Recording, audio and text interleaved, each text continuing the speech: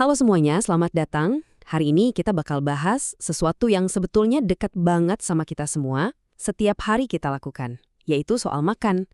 Tapi ternyata, cara kita makan itu memegang kunci buat kesehatan fisik, spiritual, bahkan kondisi ekonomi kita. Dan ini bukan sembarang obrolan ya.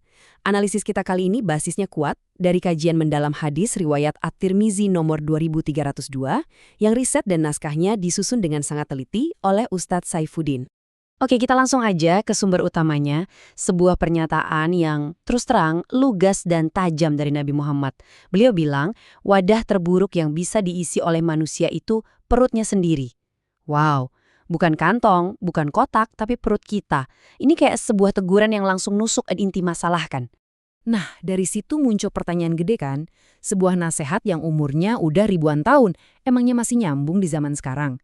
Zaman dimana tinggal klik aplikasi, makanan datang ke depan pintu. Promo all you can eat di mana-mana. Apakah nasihat kuno ini jadi usang? Atau justru jadi makin relevan?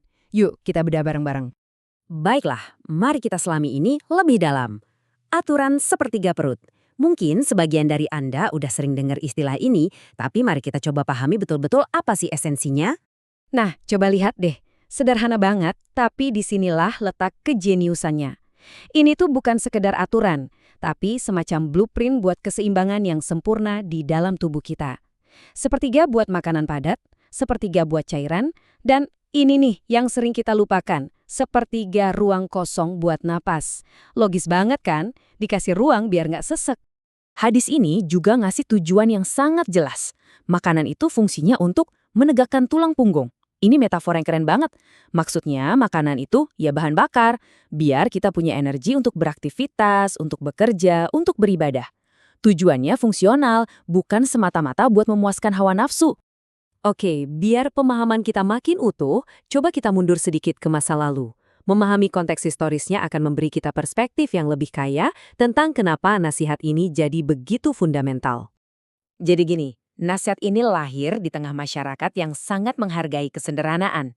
Sikap berlebihan, atau yang dalam Islam disebut israf, itu benar-benar dihindari. Makan kebanyakan itu nggak cuma dilihat sebagai masalah fisik, tapi juga gangguan spiritual. Dianggap sebagai tanda kita nggak bisa ngendalin hawa nafsu.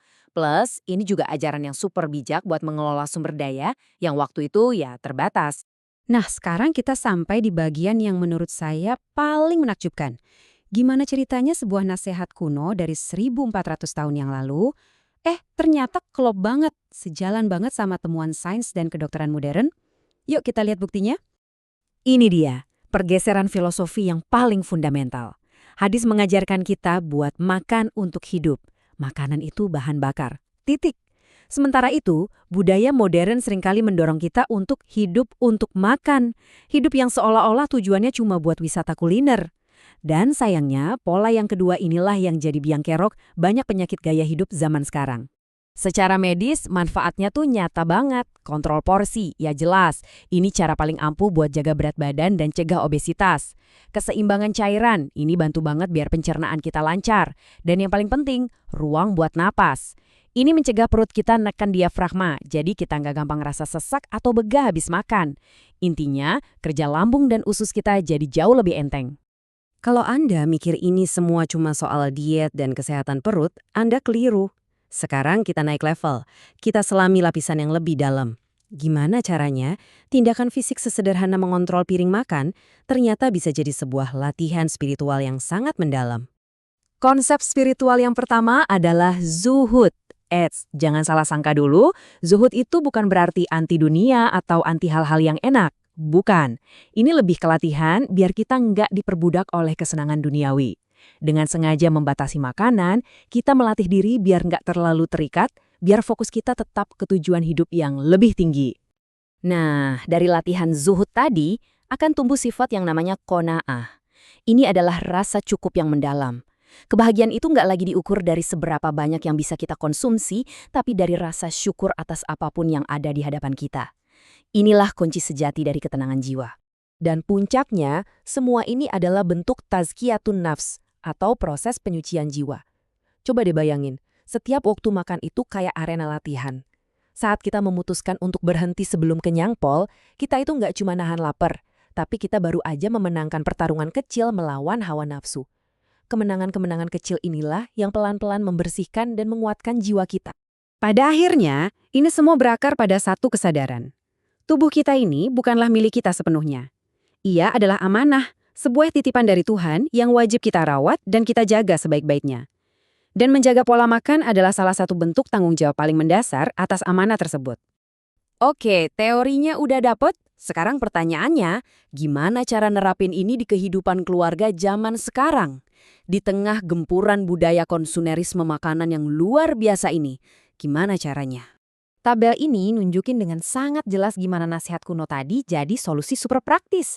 Masalah obesitas anak, solusinya edukasi soal self-control. Masalah suka buang-buang makanan alias food waste, solusinya belajar bedain mana kebutuhan dan mana keinginan. Atau masalah abis makan malah ngantuk berat alias food coma yang bikin interaksi keluarga berkurang, solusinya ya makan secukupnya biar badan tetap ringan dan waktu kumpul jadi lebih berkualitas. Dampak ke dompet juga kerasa banget loh. Dengan nerapin prinsip ini, pengeluaran impulsif buat jajan atau makan di luar itu bisa ditekan drastis. Ini secara langsung melawan food waste, dan uang yang tadinya kebuang bisa dialihkan buat hal yang lebih penting, entah itu tabungan, pendidikan anak, atau sedekah. Ini pelajaran finansial paling dasar sebetulnya, membedakan antara needs dan wants. Dan Al-Quran sendiri memperkuat seluruh pelajaran ini. Perintah untuk memperhatikan makanan itu maknanya dalam. Bukan cuma dilihat doang, tapi direnungkan, dinalar, disadari. Dari mana asalnya, apa dampaknya buat tubuh kita, bagaimana kita mengonsumsinya. Sebuah perintah untuk jadi konsumen yang sadar dan cerdas. Jadi, sebagai penutup, mari kita renungkan ini bersama. Setiap hari, wadah pertama yang kita isi adalah perut kita. Dan cara kita mengisinya, apakah dengan bijaksana atau dengan serakah, akan menentukan energi kita, suasana hati kita, kesehatan kita, bahkan spiritualitas kita sepanjang hari itu. Pilihan ada di tangan kita masing-masing.